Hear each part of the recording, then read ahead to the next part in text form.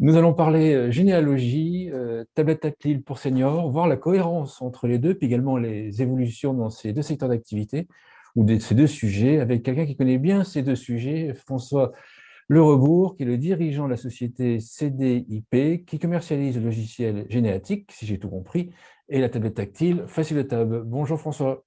Bonjour Frédéric, enchanté. Peut-être te présenter si tu souhaites ton parcours, et puis présenter, on va commencer peut-être par la généalogie, ce que vous faites en généalogie. Oui, alors François Le Rebourg, tu l'as dit, je suis ingénieur de formation. Ça remonte un peu, c'était dans les années 93. Mais en fait, il se trouve qu'on a créé une association au siècle dernier, c'est dans les années 80, 85, une association qui était en fait destinée à encadrer la commercialisation d'un programme de généalogie que j'ai créé à cette époque-là, dans les années 80-90. Il s'appelle Généatique, ce logiciel, et c'est toujours aujourd'hui un logiciel qui est sur le marché.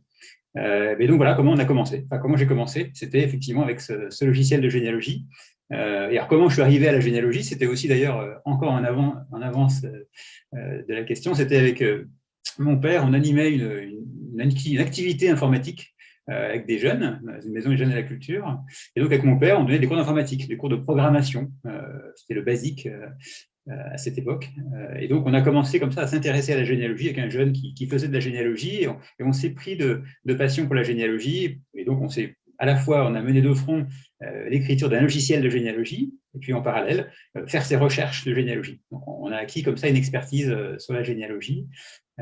C'était le début de l'informatique avec la généalogie. Et puis, on a fait le premier congrès de généalogie à Arras dans les années 80. On a présenté du coup ce qu'on avait créé. Et voilà, on a commencé comme ça. C'était aussi lors du Minitel à cette époque-là. Donc le Minitel où on pouvait des espèces de forums d'échange autour de la généalogie, comment faire ses recherches. Et du coup, on mettait aussi des messages sur ce logiciel généatique. On a des disquettes qui étaient à cette époque-là envoyées, donc on envoyait gratuitement une disquette par courrier. Voilà, on s'est fait connaître sur la place de la généalogie. Et on est aujourd'hui effectivement très présent toujours auprès des clubs, associations de généalogie. En fait, la généalogie, il y a beaucoup, c'est un univers une fédération française, des associations départementales, des associations locales. Et donc, on a toujours été très proche de toutes ces structures sur le territoire. Euh, voilà comment on a commencé cette affaire généalogique. En 2021, vous en êtes où en chiffres, en utilisateurs? Je ne sais pas comment vous mesurez votre secteur. Oui, alors si on s'intéresse pour l'instant qu'à la généalogie, aujourd'hui sur le marché de la généalogie, entre guillemets, enfin, les particuliers qui font de la généalogie, parce qu'on est sur des particuliers, hein, on n'est pas sur les professionnels qui font de la généalogie. Les professionnels, c'est assez marginal, enfin, c'est pas des marginaux, c'est pas ce que je voulais dire. Mais en C'est une nombre, en activité nombre. pour nous qui est marginale. Nos clients sont des particuliers. Il y a peu près 1 million de personnes qui font de la généalogie en France. Faire de la généalogie, c'est faire ses recherches de généalogique, de faire ses recherches de généalogie. Et donc, faire ses recherches, c'est manipuler beaucoup de données. Et ces données, qu'est-ce qu'on en fait? On les introduit dans un logiciel. Et donc, c'est ce qu'on a créé pour classer, organiser, partager ces données de généalogie, imprimer des arbres, et ainsi de suite.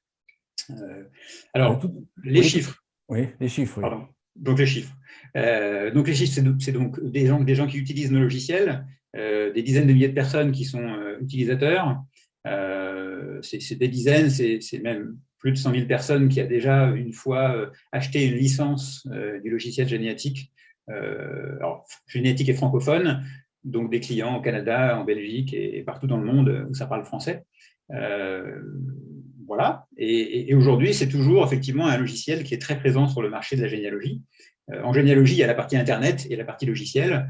C'est des univers qui sont complémentaires. Et donc, on a un positionnement très fort.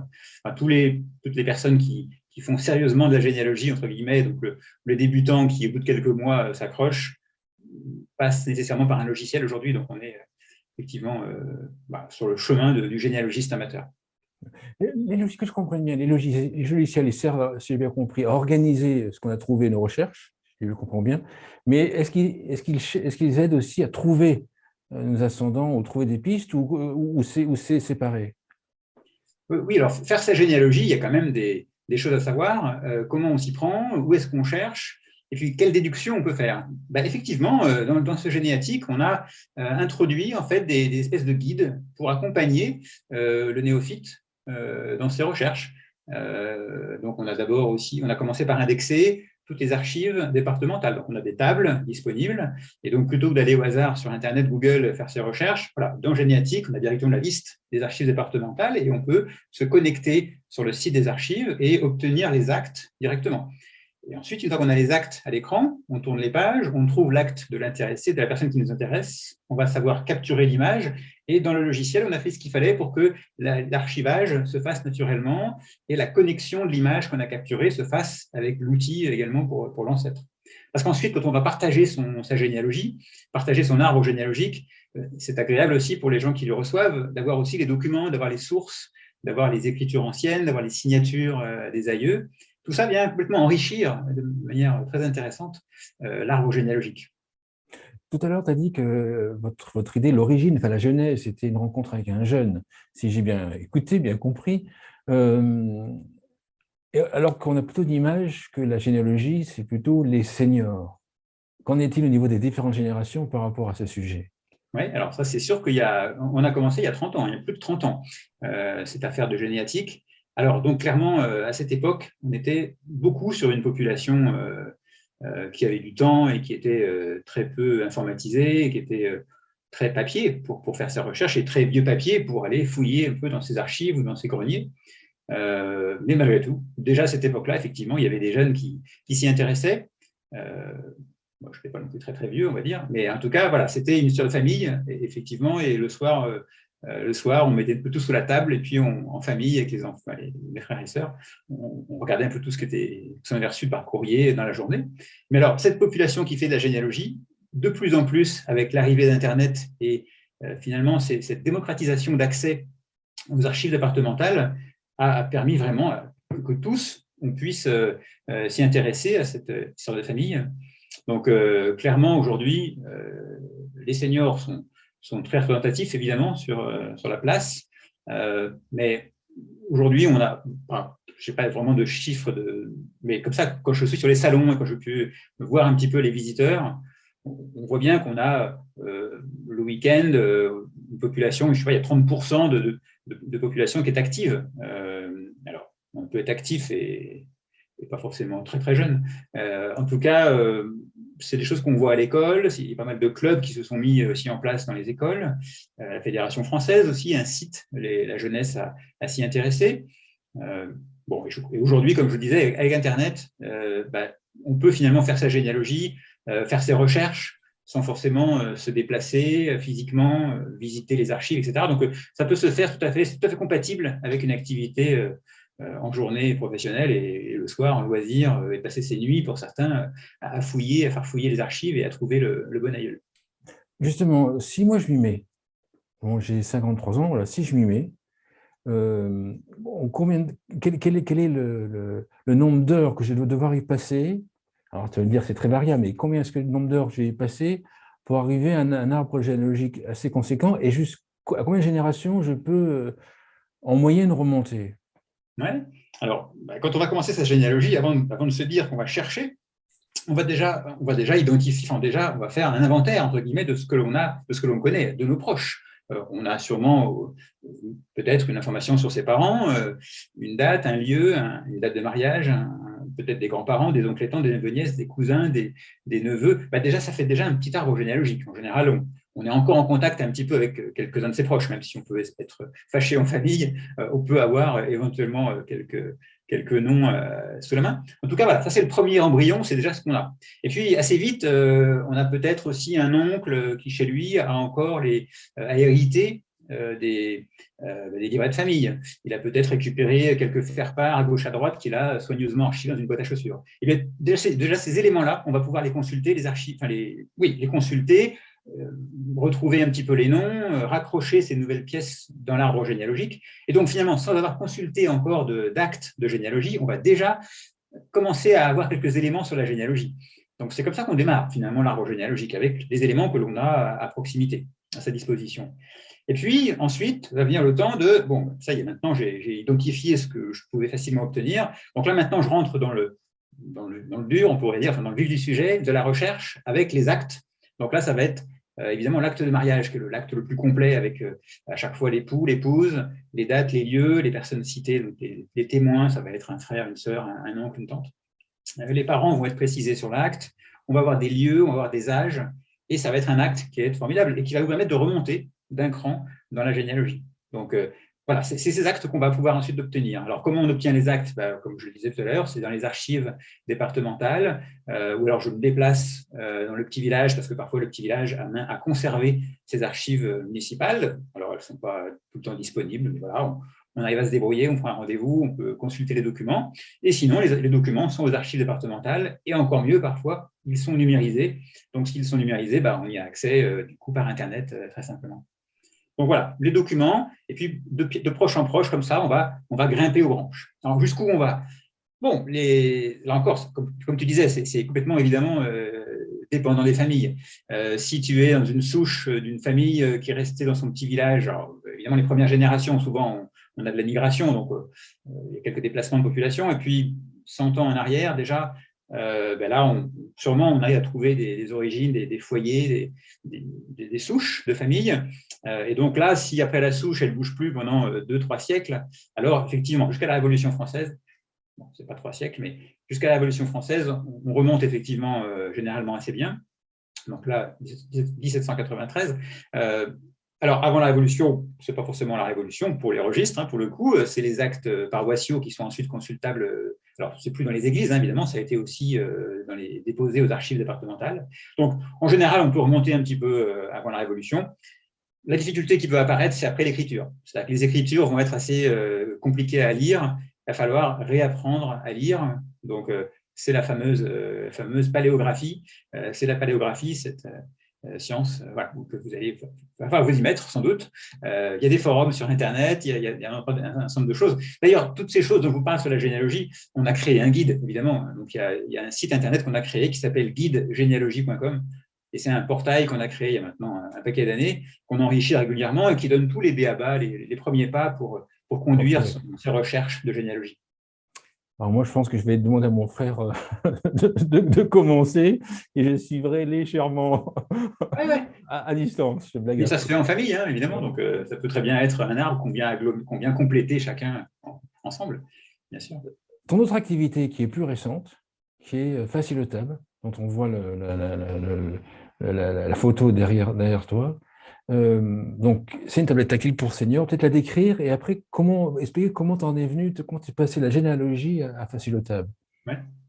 Donc voilà. D'abord, effectivement, Facilotable, de quoi il s'agit? C'est donc une tablette tactile. Alors, ce qu'on a créé, ce n'est pas la tablette, le matériel. Ce qu'on a créé, c'est le dispositif, c'est le système, c'est le logiciel qui finalement vient sur la tablette. Donc, en fait, on a sélectionné des matériels du marché. Donc, on prend des produits courants de différents niveaux de qualité pour avoir du moyen de gamme et du haut de gamme dans les matériels tablettes. Le client peut à avoir du bon matériel, des Samsung, différentes marques de matériel. Et nous, on est venu rajouter du coup une surcouche. Donc, on a laissé le système Android sur la tablette, il ne s'agissait pas de l'enlever. Et par-dessus le système Android, on a cette interface que nous avons créée, interface constituée en fait d'un ensemble de modules, une dizaine d'applications qui viennent cacher complètement le système Android de base. On y a toujours accès, on peut y installer après d'autres dispositifs, mais voilà, ça permet d'avoir quelque chose d'esthétiquement très différent. C'est ce qu'on voit effectivement à l'écran d'accueil sur le panneau derrière moi. Est-ce à dire, bon là je te provoque un petit peu, mais est-ce à dire que les seniors ont besoin d'une interface adaptée pour eux? Oui, c'est effectivement une bonne provocation. Évidemment, ce n'est pas la question d'une tablette pour les seniors de manière générale. C'est complètement un dispositif adapté, comme c'est écrit sur le panneau, pour les débutants, pour des gens qui n'osent pas, en fait, qui n'osent pas y aller. Ce n'est pas la définition du senior, qui n'ose pas aller sur l'Internet, évidemment, loin de là. D'ailleurs, on se fait souvent reprendre parfois sur Internet, puisque quand on croit comprendre que c'est un dispositif qui est forcément pour tous les seniors sans distinction, évidemment non, enfin, c'est pas du tout ça l'idée. L'idée, c'est de permettre à des personnes qui n'osent pas, qui n'y arrivent plus bien, qui sont en grande difficulté ou en difficulté tout simplement, sur les dispositifs que l'on connaît. Ce n'est pas seulement une question de « je vais te montrer et puis tu vas y arriver ». je te montre, mais tu me montres tellement de choses que je ne retiens pas tout et je n'y arrive plus par moi-même. Et je me décourage dans l'usage, voire j'abandonne. C'est quand même très dommageable. Et donc, c'est pour ça qu'on observe beaucoup et c'est comme ça qu'on arrive à construire tous ces éléments qu'on a construits. Et en permanence, ça évolue. En permanence, on a des réflexions que l'on mène. Bon, enfin, on en parlera peut-être après.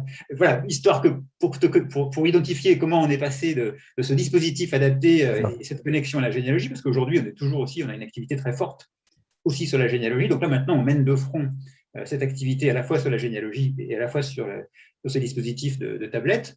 En fait, il se trouve que voilà, le hasard a fait qu'en famille, j'avais aussi une grand-mère qui avait des problématiques de communication. On avait testé le fax pour lui envoyer des messages. Enfin, elle décrochait, elle se prenait la sonnerie du fax dans l'oreille. C'était pas finalement extraordinaire comme idée, donc elle raccrochait, mais ça coupait. Enfin bon, c'était compliqué pour communiquer, mais il y avait quand même le PC à la maison. Alors, on lui envoyait des messages, mais bon, le grand-père, il gérait ça, mais quand le grand-père n'était plus là pour gérer, la grand-mère, elle avait du mal à gérer. Donc au final, on s'est dit, mais tiens, pourquoi pas la tablette? On pourrait essayer de voir un peu ces dispositifs. Enfin, ça commençait à apparaître sur le marché. Donc on a commencé à explorer effectivement avec des testeurs sous la main pour voir un petit peu comment ils pouvaient appréhender la chose. Et elle trouvait ça marrant d'avoir une calculatrice sur la tablette, et elle s'amusait avec la calculatrice, qui n'avait rien à voir avec la visio ou avec les messages, mais le tactile voilà, l'intéressait, elle était curieuse de la manipulation. Donc en fait, on se rendait compte que finalement, c'était pas tellement le blocage, n'était pas tellement l'objet tactile en soi, c'était surtout tout ce qui était écrit dessus, et quand il y avait trop de choses, et que c'était trop petit, et que c'était pas compréhensible, et finalement, ce n'était pas utilisable. Alors, le lien complètement, c'est on est en famille, et en généalogie, on côtoie pour faire sa généalogie, on veut la partager, sa généalogie, on est donc en relation encore avec des proches, et on la partage, sa généalogie avec ses proches, et évidemment, nos proches, ils ne sont pas tous connectés. Et c'est là que nos clients aussi, on percevait que dans nos clients, ils avaient aussi leurs proches, pour certains non connectés, et donc, finalement, ils étaient empêchés de communiquer aussi avec leurs proches. D'où cette idée aussi à nos clients généalogistes, quand on a eu conçu ce premier dispositif facilotables, de soumettre ce dispositif à nos clients généalogistes et tout de suite, très rapidement, ces dizaines de milliers de personnes qui étaient nos clients actifs du moment quand on a lancé le produit, il y a maintenant 6-7 ans, facilotables. C'est la première fois qu'on a lancé ces choses. Nos clients étaient très réceptifs, trouvaient ça très intéressant, très ingénieux, et donc on a eu tout de suite un grand nombre de clients qui se sont accrochés à ce produit et qui ont pu l'utiliser, l'acquérir pour l'offrir à leurs proches. Parce que ce n'était pas évident pour nos clients, parce que nos clients étaient assez connectés avec leur PC, leur logiciel sous Windows pour la généalogie. Quoique certains se sont quand même équipés pour eux, parce que finalement, dans le couple, les deux ne sont pas forcément au même niveau, au niveau de l'usage. Et puis même pour eux-mêmes, parfois, ils se sont dit finalement, c'est très bien pour moi, pour quand je suis en balade, en vacances, quand je vais en vacances, j'ai mon matériel mobile de bonne taille, parce que la tablette, elle est aussi de bonne taille en général, c'est pas le smartphone, c'est un autre usage. Voilà, donc les tablettes, c'est comme ça que ça a fonctionné, comme ça que ça a démarré. Concrètement, donne-nous des spécificités. Qu'est-ce qui est adapté aux débutants sur la tablette? Oui, alors, donc pourquoi c'est destiné aux grands débutants? C'est déjà le look que ça peut avoir dès la mise en route. La mise en route, dès que l'écran démarre, c'est tout de suite des icônes qu'on identifie, des textes un peu plus gros que ce qu'on a habituellement, et beaucoup moins de choses disponibles sur le premier écran.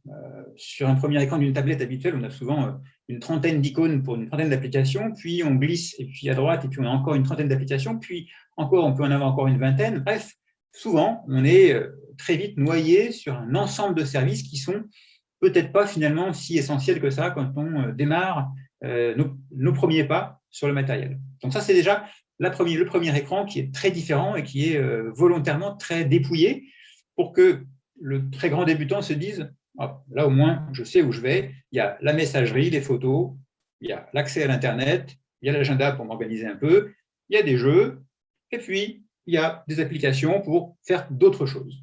Et ça se limite à ça pour que on puisse identifier que ce soit au départ seulement ça. Bon, c'est seulement au départ, mais c'est ça l'idée, c'est qu'au départ, on puisse dire, voilà, c'est vraiment simple. Mais là, je comprends tout. Et c'est ça qu'on veut, c'est que dans les premiers moments, on veut que la personne soit tout de suite à l'aise et pas se dise « Oh là, déjà, pour commencer, je ne comprends rien ». Ça commence mal. Si déjà, quand on commence à introduire l'outil, on se dit « Oh là, il y a trop de trucs, il y a déjà un premier rejet », c'est mal parti. Une deuxième chose importante, c'est également le relation avec le tactile. Parce que le tactile, on a beaucoup observé les choses. Le doigt, il va glisser sur l'écran, il va toucher 2 fois, parce que je ne me rends pas bien Oui, compte alors la difficulté, la ça c'est profondeur. ma mère, bon, je ne vais pas le dénigrer, mais elle a eu du mal à cliquer sur les deux fois consécutives pour ouvrir une application, très difficile pour elle au début. Mhm. Le clic, c'est un truc qu'on a enlevé, parce que le double clic, c'est un truc qu'on ne fait plus, qu'on ne fait pas, qui n'est pas nécessaire aujourd'hui chez nous. En tout cas, pour Facilitable, on a essayé d'éviter ces double clics. Même déjà sous Windows, hein, le double clic, on a déjà observé que même pour nos clients généalogistes connectés, le double clic, ce n'était pas toujours trivial, hein, parce que d'ailleurs, je crois que sur Apple, le double clic, ça n'existait pas. Bon, ça c'est peut-être revenu un peu maintenant, mais au début, c'était ça l'idée, c'est de simplifier à l'extrême les interfaces. Donc, le toucher, voilà, c'était un souci. Le clavier, sur une tablette ou un smartphone, quand on appuie sur la touche du clavier, il ne se passe rien sur votre téléphone.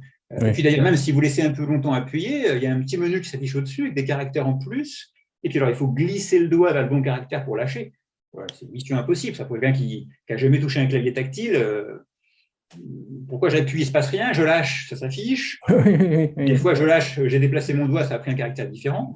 Enfin, tout ça, on l'a observé, hein, ce n'est pas juste des choses comme ça que j'ai imaginées. C'est vraiment des usages que j'ai pu bien voir ces usages qui étaient des usages inadaptés. Et donc, c'est ça qui a construit Facilitable. C'est aussi beaucoup d'observations d'usage.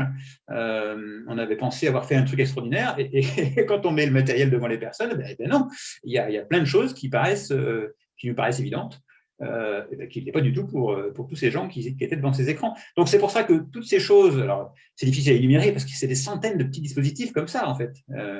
Donc, il y a ce que vous percevez quand vous regardez l'écran comme ça en 3 minutes, et puis il y a tout ce qui est derrière, que l'on ne perçoit pas, mais qui a été mis en place, qui a été affiné. Par exemple, la position de la barre d'espacement sur le clavier, on l'a décalée. Parce qu'il y a certaines tablettes, il y a quelques années, où il y avait sur Android des petits boutons qui étaient en dessous de la barre d'espace. Et quand le doigt il était un peu imprécis, il appuyait sur la touche espace, en fait, le doigt parfois appuyait sur le petit rond qui permettait de revenir automatiquement à l'accueil de la tablette. Et bing, on quittait l'interface sans rien comprendre.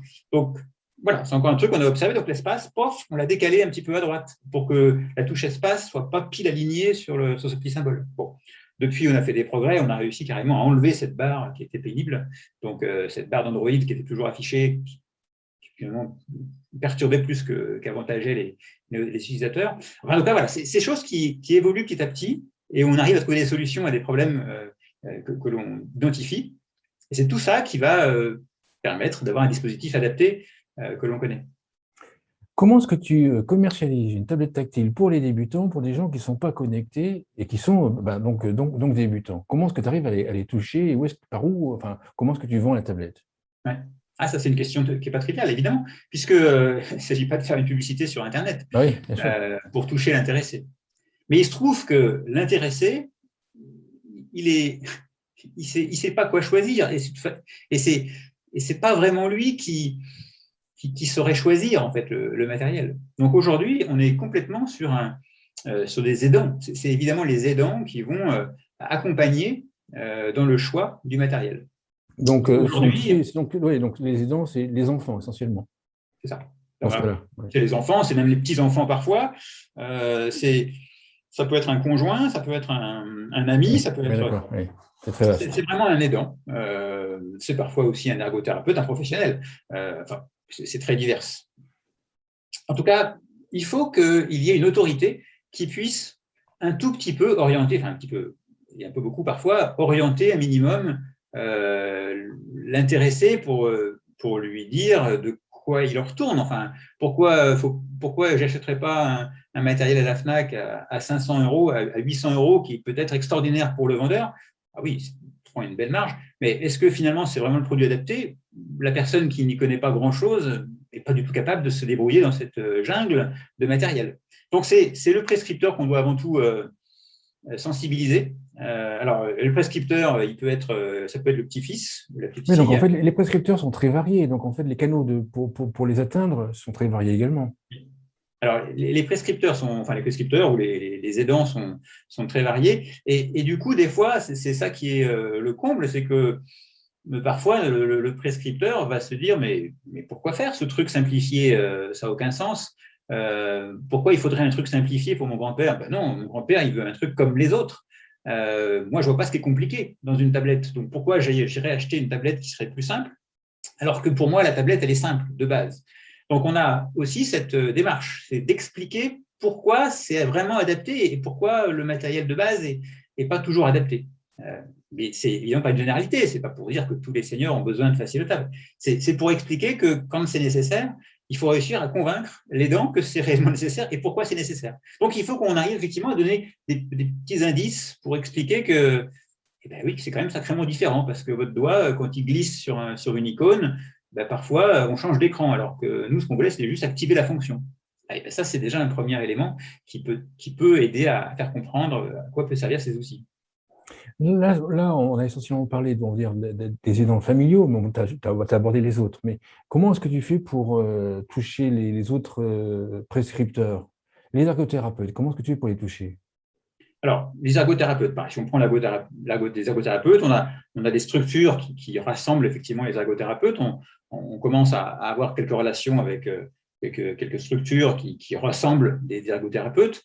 Je pourrais peut-être citer Alogia qui a une activité très forte à domicile. Et on commence à voir avec eux comment, dans certaines situations, ils pourraient identifier, parce que c'est évidemment eux qui peuvent identifier des personnes qui sont pas connectées finalement, ou alors l'ordinateur traîne dans un coin de la maison, mais il n'est plus vraiment utilisé. En fait, il est peut-être utilisé dans son temps, mais soit il est trop vieux, soit il ne marche plus bien, soit etc. Donc, en fait, voilà, on a des acteurs qui vont à domicile. Là, je parlais des ergothérapeutes à l'instant, mais c'est tout à fait transposable. C'est actuellement ce qu'on fait aussi avec d'autres acteurs du service à la personne, où c'est bien ça aussi la chose, c'est que ce sont des acteurs qui sont à domicile et qui sont amenés à identifier des besoins. Enfin, en tout cas, ils identifient des manques et en échangeant avec la personne, peuvent se rendre compte que bah oui, mes enfants sont loin.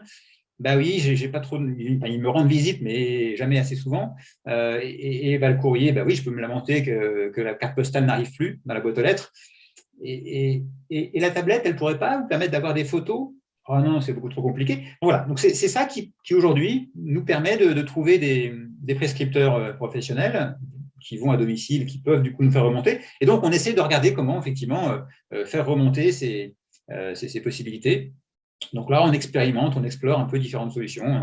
On a actuellement des accords avec l'APEF, en service à la personne. On a des associations aussi, type les EDMR, les UNA. Enfin, on a des contacts avec ces structures où on expérimente différents modèles.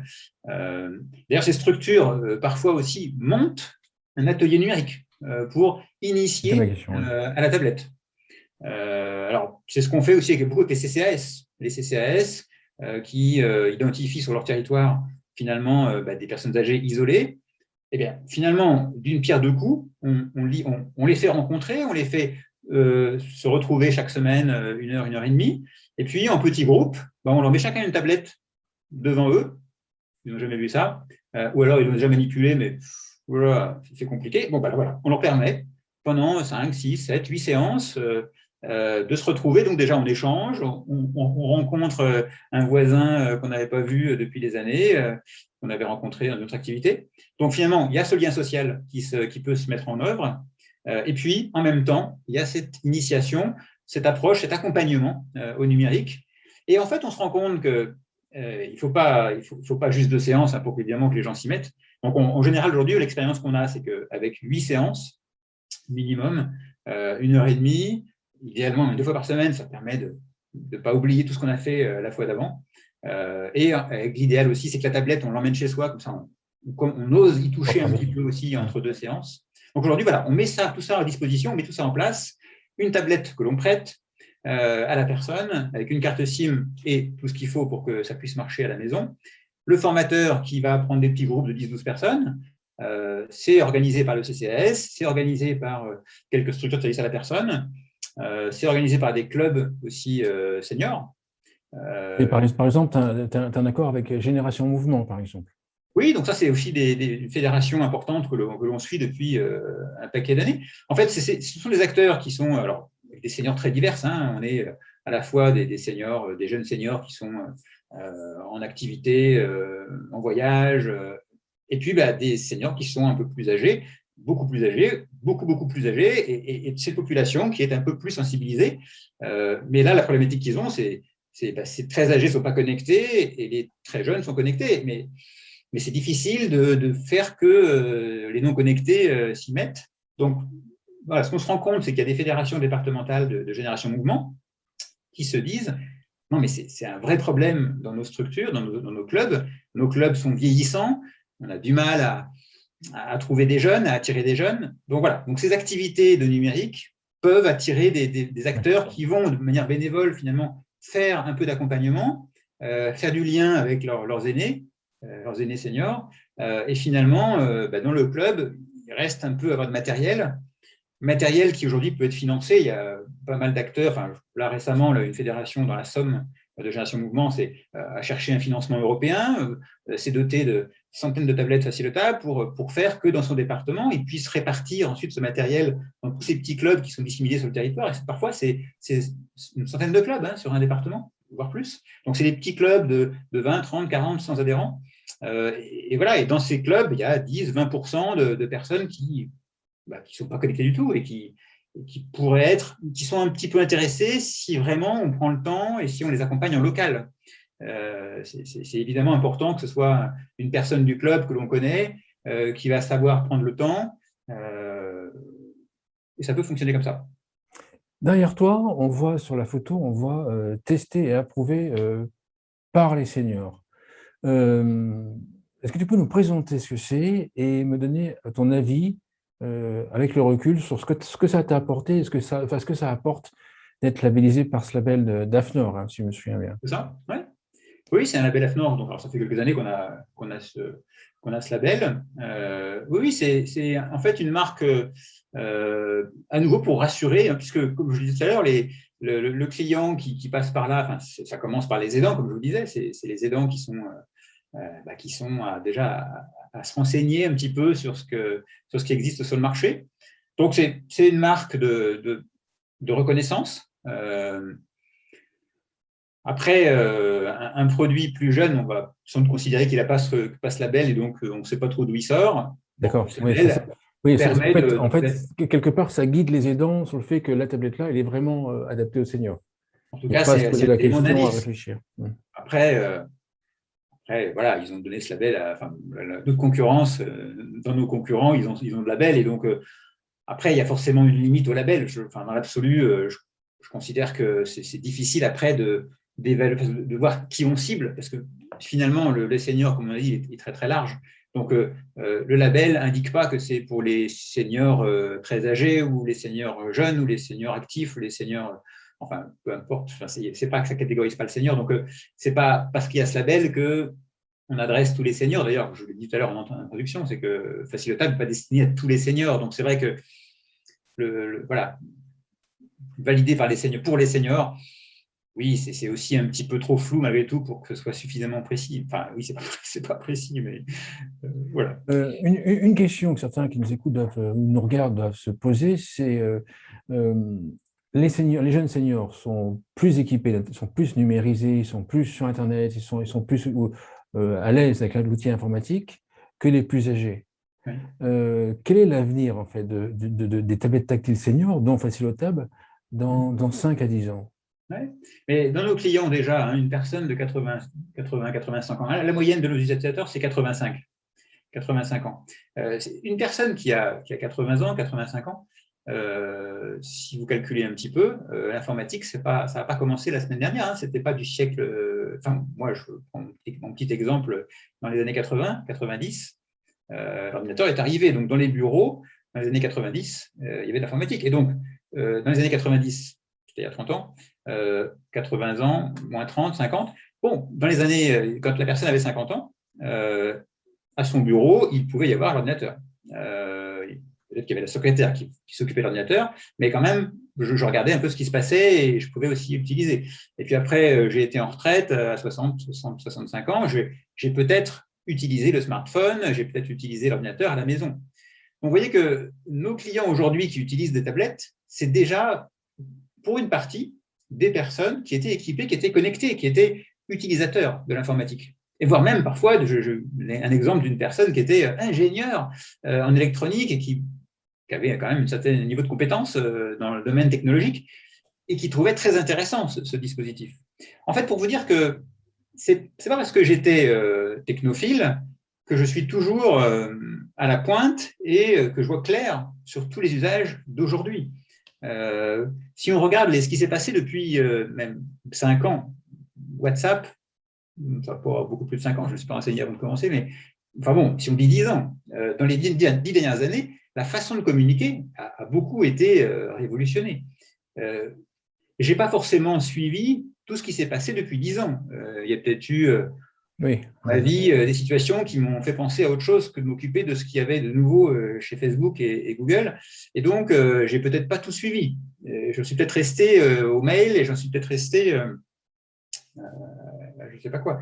En tout cas, je me rends compte que peut-être que je ne comprends rien sur ce type de Twitter.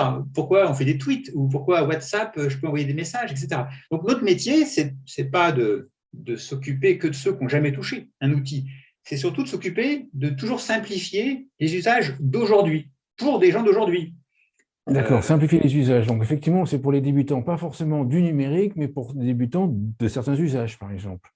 Des débutants ou des gens qui n'étaient pas débutants, mais qui se retrouvent perdus par les nouveaux usages. On ne peut pas dire que ce sont des débutants. C'est vrai que dire que ce sont des débutants, c'est assez erroné.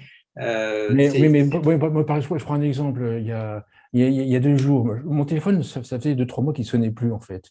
Les appels étaient directement dans la messagerie, un iPhone. Et je regarde dans les menus, les machins, les trucs. J'avais dû cocher un truc qui ne fonctionnait pas. J'ai essayé de tout faire correctement et je ne suis pas arrivé. Et donc, en fait, j'ai demandé à quelqu'un, à un jeune qui est féru d'Apple, qui a 23 ans. Tout de suite dans le menu, tac, il est allé. Attends, Frédéric, c'est ça, clac, hop, tu avais mis sourdine sur certains appels. Alors, je ne sais même plus quoi, d'ailleurs. Là, effectivement, j'ai besoin d'aide. Parce que le menu de l'iPhone, même pour mon âge, est déjà trop compliqué. Oui, et donc peut-être que finalement, si on transpose ça dans un smartphone ou une tablette adaptée, c'est des options qui n'existeraient pas. Et ces options n'existeraient pas et parce que, du coup, tu ne risques pas d'activer cette option qui t'handicape parce qu'elle s'est activée, tu l'as peut-être fait un jour de manière volontaire ou involontaire, et puis ça s'est activé, et bref, tu ne savais pas le désactiver. Donc, c'est ça, notre approche, c'est de construire des outils, des logiciels, des interfaces qui viennent finalement prendre que les principaux usages. Alors, évidemment, c'est restrictif dans quelques usages. Enfin, on peut quand même téléphoner, on peut quand même envoyer des photos, etc. Mais comme tu disais, peut-être que de systématiquement renvoyer la messagerie, enfin, vers la messagerie par un clic magique, c'est peut-être ce type de fonction qu'on désactiverait, par exemple. Dans 10 ans, tu vois, ou 5 ans, tu vois Facilotap comment? Donc, voilà, comme je te disais, notre approche, c'est en permanence de regarder ces usages, les demandes, et qu'est-ce que l'on peut faire pour fluidifier l'usage. Donc, on avait là, pendant le confinement, ces problématiques de visio. C'est pas trivial, comment je déclenche une nouvelle visio, comment je reçois une demande de visio, comment je me connecte. Donc, on a adapté les interfaces pour prendre en compte ce nouvel usage. Enfin, nouvel usage, ce n'est pas un nouvel usage absolu, mais ça a été un usage absolu et nécessaire. Mais pour les personnes concernées, ça pouvait être quand même nouveau. Quand même. C'est essentiel. C'est ça. Donc, c'est des choses qu'on a rajoutées, qu'on a injectées dans l'outil pour mieux adapter l'interface. Alors, comment on voit notre approche dans 10 ans, mais je suis persuadé que dans 10 ans, enfin, chaque année qui arrive, ce sera des années où les usages vont continuer à se transformer régulièrement, progressivement. Donc, l'idée, ce n'est pas de se dire, ça y est, Facilotap, on a fini, on a maintenant un produit qui est opérationnel, on le laisse sur le marché, il va se vendre comme l'abat-jour et la lampe de chevet. Non, c'est clairement cet usage ne va pas rester comme ça sur la table dans une boîte. Donc, je ne vais pas fabriquer aujourd'hui 50 000 pièces en me disant, c'est bon, les 5 prochaines années, c'est ce produit tel quel qui va être commercialisé. Non, c'est forcément, dans notre plan de développement, on a un ingénieur qui est à plein temps sur le développement du dispositif Facilotap parce qu'en permanence, il n'y a pas une semaine sans que je lui bombarde d'innovations à mettre en œuvre dans le dispositif. Et donc, tous les 6 mois, tous les 3 mois parfois, on sort son lot d'innovation qui vient compléter le dispositif. Donc, c'est des mises à jour gratuites que l'on fait sur le système. Tous les clients qui utilisent la tablette se voient automatiquement faire la mise à jour du dispositif. On a mis en place des dispositifs automatiques pour simplifier aussi les mises à jour.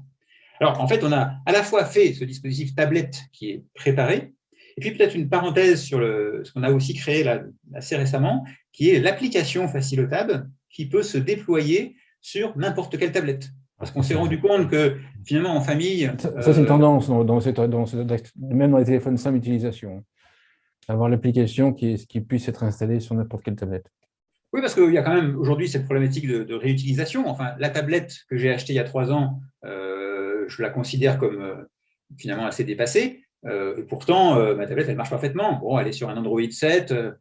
Bon, la mémoire, elle est que de 32 gigas. Oh, oui, d'accord. Enfin, bon, ça suffit largement pour faire tourner la plupart des applications. Donc, finalement, ce qu'on permet aujourd'hui, c'est de pouvoir récupérer le système Facilotab sur le Play Store Google, de l'installer sur la tablette et faire que le système vient se mettre par-dessus le dispositif Android. Et comme ça, du coup, masquer légèrement ce que l'on fait aussi, nous, en natif, sur Facilotab. Donc, finalement, nous, ce qu'on fait, c'est qu'on prépare les tablettes et puis on fait un peu plus que ça, mais en gros, on n'est pas si éloigné de ce qu'on peut faire avec l'application. Donc, l'application permet finalement à un plus jeune de pouvoir transformer son matériel et de le mettre à disposition d'un proche qui finalement serait bien content d'en profiter. Ça ne lui coûte pas grand-chose parce que finalement, c'est que le prix du logiciel Facilotab à mettre en œuvre. C'est 99 €. Voilà, ça reste très raisonnable et ça permet de transformer n'importe quelle tablette. D'ailleurs, c'est des structures qui parfois nous disent « j'ai eu une dotation de 50 tablettes ». Il y a eu des programmes là, pendant le confinement de dons de tablettes, etc., ou de récupération de tablettes d'entreprises et autres. Et ce sont des structures qui nous disent parfois moi, j'ai juste acheté le logiciel, en fait, je ne vais pas avoir acheté une tablette, j'en ai déjà des tablettes.